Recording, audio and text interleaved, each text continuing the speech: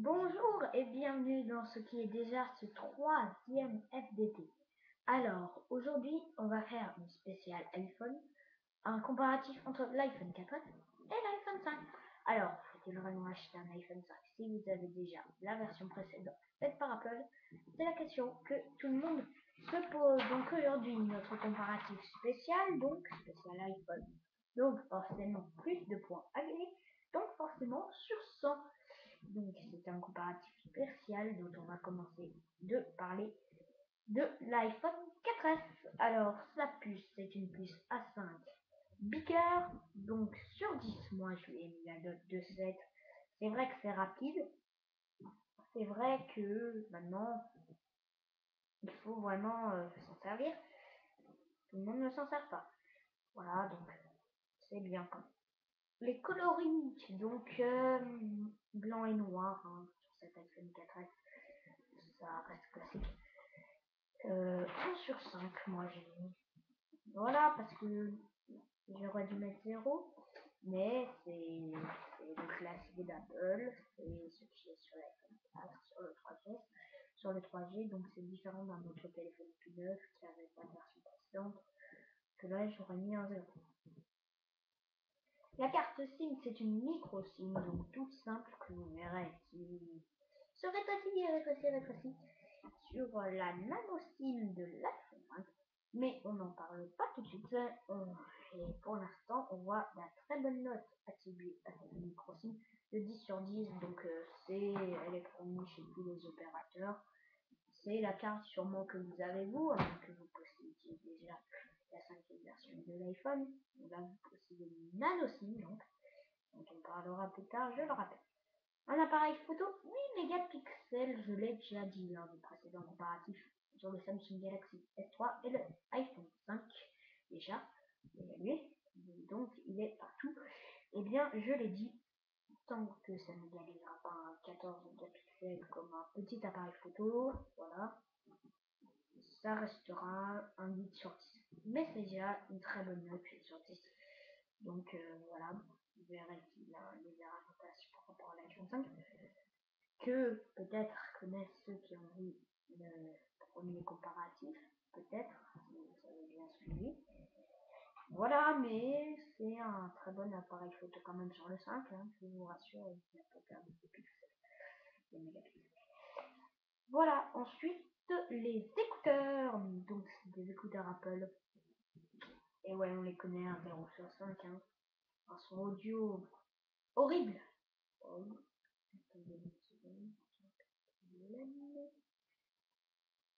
Voilà, c'est réglé. Donc on sait que donc ces écouteurs Apple, voilà, ils ne sont pas de très très bonne qualité. C'est pour ça 0 sur 5, vous verrez qu'il y a un changement radical chez l'iPhone. Ensuite, l'autonomie 8 heures annoncée. Bah franchement moi j'ai tenu 2 heures. Voilà, c'est pas ce qu'elle a annoncé. Et de loin.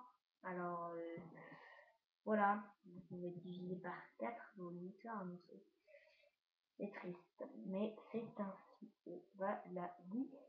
Voilà, c'est 2 heures, donc un 3 sur 10, qui est un gros point faible de cet iPhone 4S.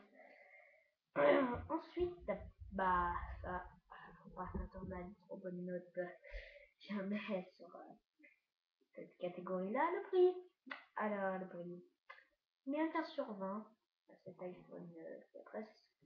Et il faut quand même mettre des bonnes notes, sinon on mettrait 0 à tous les téléphones. 579 €. Pourquoi j'ai mis ce prix-là? Car vous verrez que c'est 100 € de moins que l'iPhone 5. Même quand il était neuf, le 4S ne coûtait pas 675 €, il coûtait 600. Alors c'est une grosse hausse des prix. C'est mal. Le supplément de cet iPhone 4S qui fait que pas mal d'entre vous ont changé votre iPhone 4 en 4S, c'est Siri. Et oui, Siri, c'est la première version, même si elle était pas franchement de très bonne qualité. Sur 25, je lui ai mis 22 car c'est une grande nouveauté. Puis a suivi ensuite les Voice et tout ça. mais à part une première version sur Android, sur Samsung, qui franchement, c'est vrai, ils ont des installations Samsung, mais ça n'avait pas franchement de très bonne qualité. Siri a encore amélioré. Et voilà, ça marche encore moyen car c'était une bêta sur le 4S. Mais c'est Siri, c'est toujours mieux. Voilà donc le vocal, donc on en reparlera encore. C'est Siri, donc qui fait gagner encore 3 autres points sur 5 car c'est un bon vocal, hein, généralement. C'est un bon assistant vocal. Et donc, pour rester dans les rimes parlons du total. Total 69 sur 100. C'est très très bien pour cet iPhone 4S. Voilà, c'est un très bon smartphone. Même s'il y a quand même quelques différences avec l'iPhone 5 que l'on va découvrir tout de suite, mais elles sont pas flagrantes quoi. C'est pas franchement horrible. Alors si vous avez un 4S, on va voir s'il faut en changer mon iPhone 5 tout de suite. Alors la puce sur l'iPhone 5, donc les mêmes, qu'est-ce que j'ai dit? Oui, les mêmes, j'ai envie de dire, sujets sur cet iPhone 5 par rapport à ce que j'ai dit sur l'iPhone 4S. Alors la puce, c'est une A6 Beaker ou croisée Beaker, ça dépendra de quel iPhone vous prenez, 16 Go, 32 Go ou 64 Go. Mais elle est très très bien, plus rapide que sur le 4S, beaucoup, je le dis encore, plus rapide que sur le 4. Il y a franchement une différence horrible entre le 4 et le 5. Voilà, sur quasiment toutes les applications en plus. Alors c'est un 10 sur 10 pour moi. Carte A6 ça commence très bien. Les coloris, blanc et argent, donc comme vous savez, il y a la coque bicolore, donc on a déjà parlé dans le tout premier FDT. Ensuite, il y a aussi noir et ardoise pour ceux qui sont classiques, mais c'est du bicolore, c'est plus joli que sur l'iPhone 4S. C'est un 5 sur 5 pour l'instant, il ne rate aucun point. Et bah, c'est iPhone 5. Ensuite, la carte SIM. La carte nano SIM, donc c'est une grande nouveauté de cet iPhone 5, mais c'est pas une si grande nouveauté que ça, parce qu'elle est toute petite. Et oui, elle est encore plus petite que la micro SIM, elle est encore plus petite que la SIM, elle est encore plus petite que tout. C'est une SIM mini à tout. Elle est toute petite. Voilà, donc l'avantage, c'est moins lourd, mais bon, pour perdre 4 à 5 grammes, est-ce qu'il fallait vraiment embêter les gens à devoir changer leur puce pour 1 à 10 euros, donc en fonction des opérateurs. Donc c'est vraiment des opérateurs très chers qui demandent 10 euros, donc ne vous inquiétez pas. En moyenne, ça sera 5 euros. Alors ne vous inquiétez pas si vous prenez un iPhone 5. La nano SIM, ce ne sera pas franchement un inconvénient, mais il faudra changer votre carte SIM si vous en avez déjà une. Voilà. Bah normalement vous en avez déjà une parce que pourquoi ça en a. Voilà. 5 sur 10 quand même pour cette carte nano SIM qui certes peut perdre 100 grammes à peu près, mais bon, c'est pas très utile.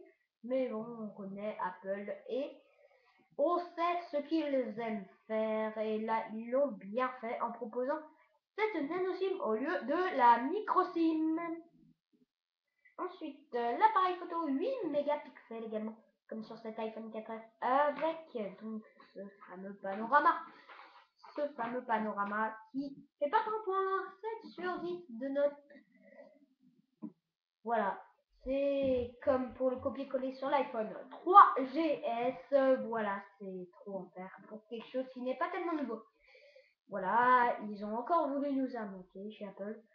Mais peut-être s'ils sont fait prendre, hein, il y a eu un sondage très récemment, seulement 4% ont pris un iPhone 5 par rapport à un 4S pour le panorama. Bon voilà, c'est sur beaucoup de téléphones. Alors voilà, pas franchement utile de faire ça. Et pour ça, c'est un peu nul de faire comme le copier-coller sur le 3GS. Donc je rappelle ce qui s'était passé. C'était sur beaucoup de téléphones.